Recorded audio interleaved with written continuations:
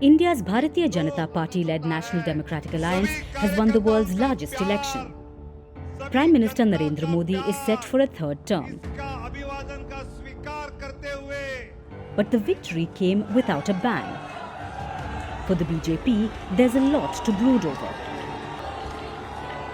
Narendra Modi's party won 240 seats out of 543 in the Lok Sabha or the lower house of parliament, falling short of the 272 majority mark.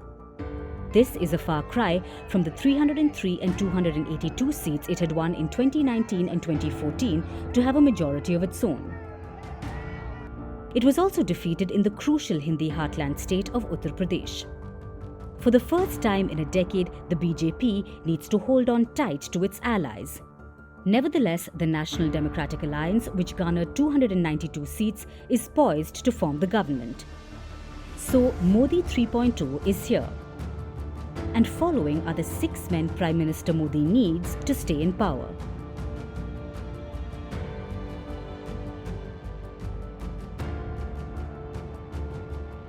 The first is Telugu Desam Party or the TDP's Chandrababu Naidu.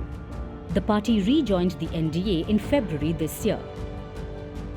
Chandrababu Naidu has made a comeback in the assembly elections, winning 135 out of 175 seats. With the Chief Minister's seat safe in his kitty, Naidu is eyeing a national role.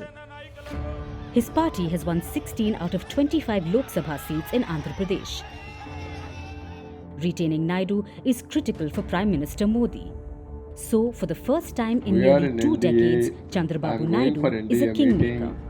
In course of time, anything will report to you. Thank you.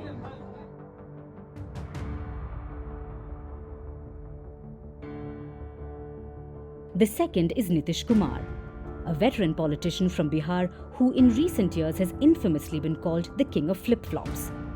He left the NDA in 2022 but made a comeback to the alliance this year just before the general election. His party, the Janata Dal United, has won 12 Lok Sabha seats. The BJP needs the JDU, NDA's third largest party, to form the government. So, unreliable Nitish Kumar is a kingmaker as well.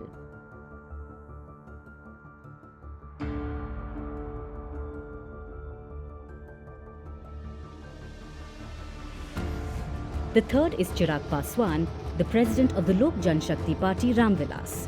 For years, the late Ram Vilas Paswan and now his son Chirag have professed their loyalty to the NDA. This election, the party, which is a significant voice representing Bihar's Dalit population, won 5 Lok Sabha seats in the state. Though the party's Lok Sabha tally may not seem huge, it could cause significant damage in case it decides to leave the NDA. So, holding on to Chirag Paswan is critical for the BJP.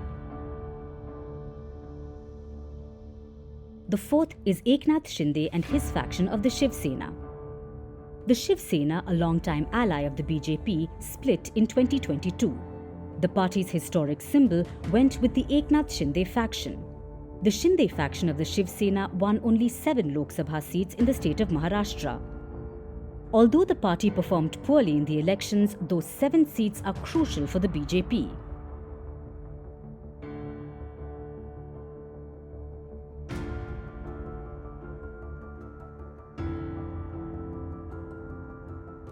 The next important ally for Prime Minister Modi and the BJP is Jayant Chaudhary. He is the national chairman of the Rashtriya Lok Dal. Chaudhary was a member of the opposition but switched sides to ally with the BJP after RLD founder Charan Singh was awarded the Bharat Ratna, the highest civilian honour.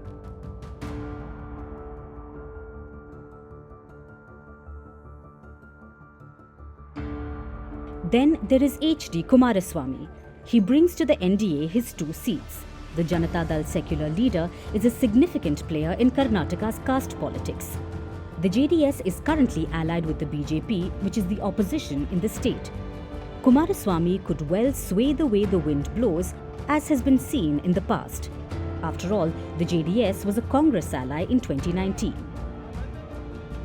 These 6 men are hoping to reap rich political benefits thanks to their newfound importance. The most important players like Chandrababu Naidu and Nitish Kumar are eyeing the lion's share. Coalition government is uncharted territory for Prime Minister Modi. And he will need to keep these 6 men happy to ensure that his historic third term in office is a smooth one.